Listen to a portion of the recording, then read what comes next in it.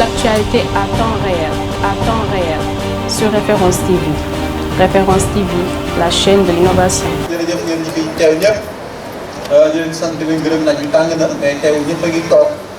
te li ñu ko jaral xam nañ ko et yaakaar naa ne aussi dëgg la Pape Alé moo ñu tax a teew waaye aussi ñun suñu bopp aussi moo ñu tax a teew ndaxte ëllëg ñun ñëpp ñooy retrouver en prison xam nañ ne journaliste lañu et traitement de l'information moom saa su ñu ne mën nañu information et bu dee nag ñu ne mën nañu jotee information traitement bi mi ngi soob ci en tout cas technique yi nga xam ci ne moom la ñuy jàng ñi ko di ko pratiquer et bu yàlla defee na ñu jot ci information xam ne secret défense la wala ñu naan estampillé secret te ñu war ko génne mu am intérêt pour population bi dañ koy génne donc bu jaree ñu war a dem prison nañu xam ne nañu yaatal prison yi raxas ko te préparer accueillir ñu tax ne nañ dem prison ñëpp waaw et donc nag mbir mi du Pape Alé mbir mi ñun ñëpp la ñu di journaliste di technicien di chauffeur di administration ñëpp a ci yem donc xeex bi yaakaar naa ni ñëpp a war a génn jàpp ci di xeex léegi nag wax dëgg fa yàlla ñi fi jàll ñëpp dégg nañ liñ jot a wax et aussi am na solo et boobu ba léegi aussi je pense qu'on est très responsable et il faut quand même ñu xam ne bëgguñu dem ci ay action non conventionnelle action non conventionnelle nag ku nekk xam ne lu mu wund et bu ko laajee dinañ ci yegg et ñi ngi am yaakaar que ajjuma buñ ko dégloo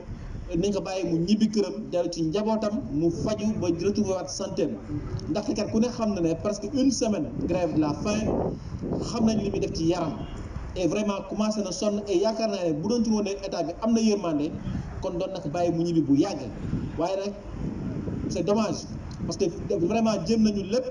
xeex nañu wàcc nañ ci tali bi def nañ marche taxul mu bàyyi ko et def nañ médiation taxul it mu bàyyi ko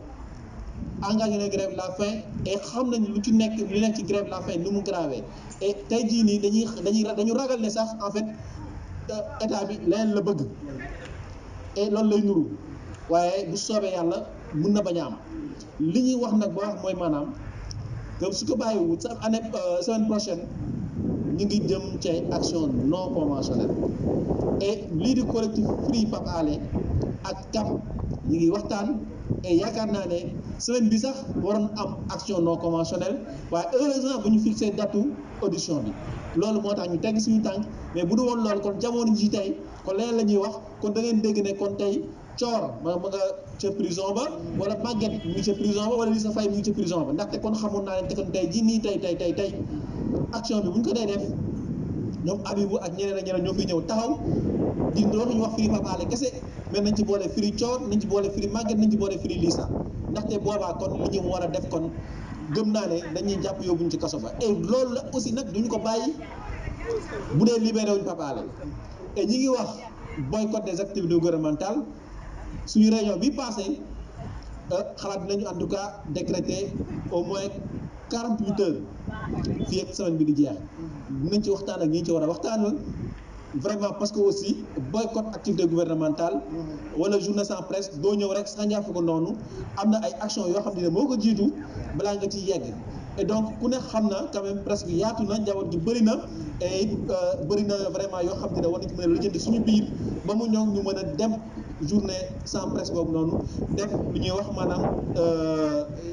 journée sans presse ak aussi boycott des activités gouvernementales et bu ñu yaakaaree nag que dañuy boycotter activités gouvernementales yi rek yem ci nag dañuy nax seen bopp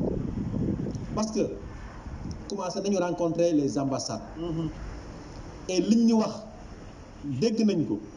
et yaakaar naa ne gouvernement bi jamono ji ñuy wax ni war na jot message et it am na aussi yeneen kuréel yu mag yoo xamante ne ñi ngi mel ni ay Reporters sans frontières ñi ngi mel ni Media Foundation ñooñu ñëpp aussi bind nañu état bi bind nañu CEDEAO bind IFEX bind congrès américain bind ñi nga xam te ne aussi ñooy Union européenne bind ñëpp ñoo xam te ne en tout cas ñu ngi défendre liberté la presse liberté de manière générale dans le monde en Afrique et ici au Sénégal et yaakaar naa ne message yooyu noonu yëpp muy Media Foundation di Reporters sans frontières di corps diplomatique yi xanaa état bi mënul fàtte loolu yëpp vraiment bañ ko bàyyi xel et yaakaar naa ne aussi ki nga xamante ne mooy assemblée nationale